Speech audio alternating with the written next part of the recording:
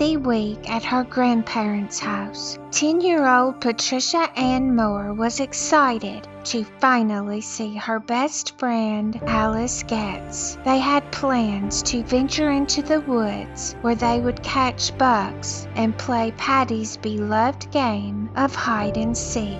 It was Wednesday, July the 15th, 1970, and while July often brought heat and humidity, this particular day was delightfully mild, leading Patty's mother Judith to welcome the fresh air by opening the windows. Patty dialed Alice's home, and her older brother Manny answered the call. She mentioned to Manny that she was on her way to see Alice, as she always met her halfway. Patty's mother cautioned her to be careful and watch for cars that might be speeding. After a loving kiss goodbye, the 10-year-old eagerly ran out the door, making the screen door slam shut behind her.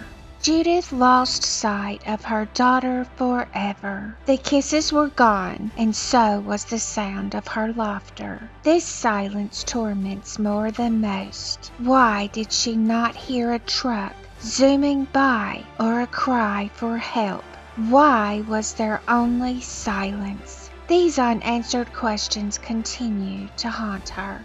About 30 minutes later, Alice knocked on the Moore's door and inquired with Judith about Patty's whereabouts. Judith replied that Patty had gone to meet her. However, Alice pointed out that Patty was absent from their regular halfway point, and a sense of panic washed over Judith as she understood that something was very wrong. Judith hurried to Alice's house, eager to bump into Patty. She could not shake the feeling that this was a misunderstanding. Surely she would encounter Patty along the way. Perhaps she had chosen a quicker route. Without hesitation, Judith reached out to the police. A total of 65 officers combed the area surrounding her house, setting up checkpoints to interview motorists on Route 645. Meanwhile, 400 soldiers from Fort Belvoir dedicated days to searching for Patty, dragging Four Ponds and Bull Run Marina in their efforts.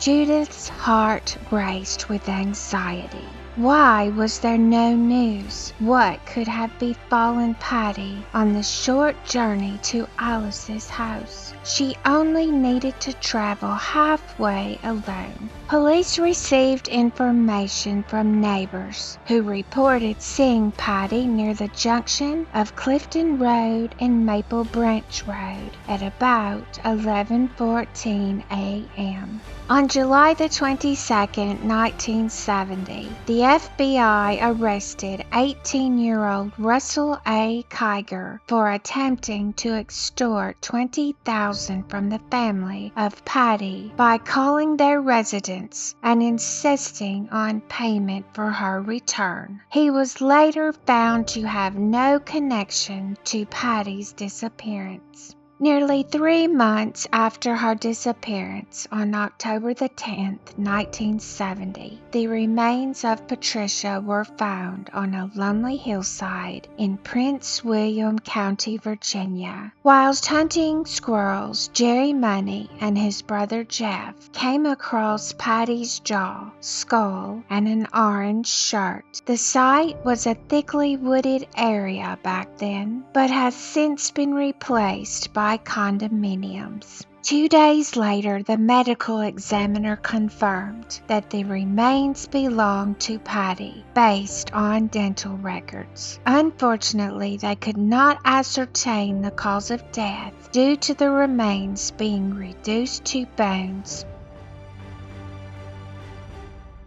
The month of November saw Judith, her husband James, and Patty's little brother James Jr., who was just a baby, departing from their treasured 100-year-old home. Judith expressed that the frequent slamming of the screen door was too painful for her to endure. Despite the passage of time, Patricia's case remains open and unsolved. If you know anything that could help, please get in touch with the Cold Case Unit at the Prince William County Police Department at 703-792-7000.